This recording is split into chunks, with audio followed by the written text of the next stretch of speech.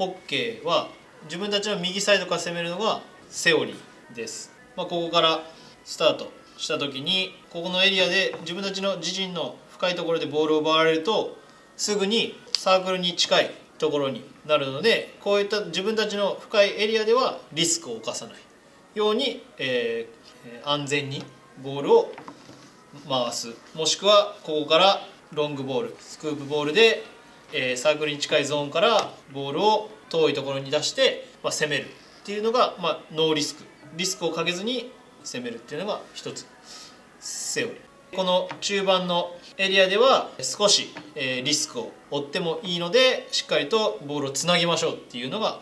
サッカーと似てると思うんですけど、あとはホッケー界でよく言われるのが縦にコートを切って、ボールがここにあるとするとここがボールサイドでここはヘルプサイドっていうんですけど、ボールサイドに人が多分寄ってるので中盤をしっかりとそこから空いてる逆サイドにボールを運んで相手がいないところから攻めましょうっていうのが今のホッケーのセオリーだと思います。ただその中でここでしっかりとボールをつながないと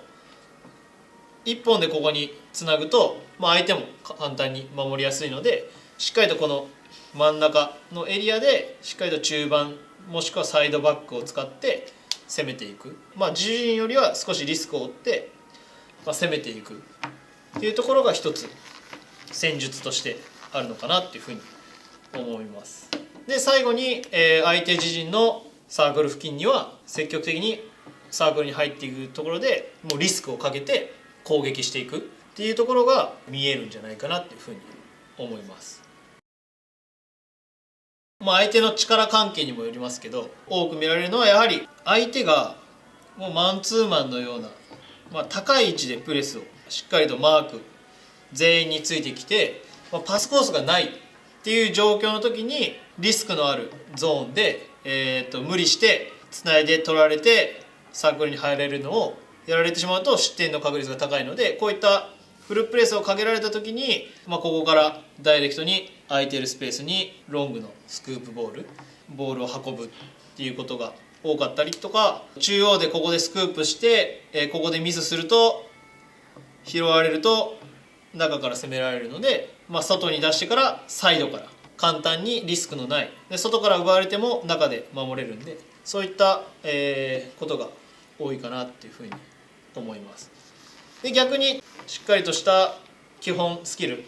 ボールを止めて出すっていうところがうまいチームもしくは個人技が強いチームであれば、前からプレスが来たとしてもしっかりとリードしてボールを受けるでサイドバックが上がってボールを受けるだったりとか、ここで個人技を生かして1対1でかわして逆サイドだったりとか、中盤につないで攻めるっていうような構成をしてくるチームもやっぱりあったりします。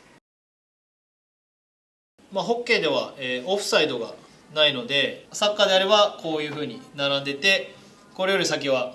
オフサイドになっちゃうんでいけないんですけど、ホッケーの場合はオフサイドがないので極端にここまで引っ張っても OK で、こうやって引っ張ることによって相手ディフェンスが下がらざるを得なくなるので、スイーパー1人いるんですけどやっぱこういったスペースができるので、逆にここにさらに中盤の選手が引っ張れば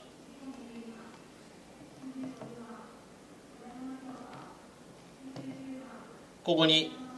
大きなエリアができて、ここでは12345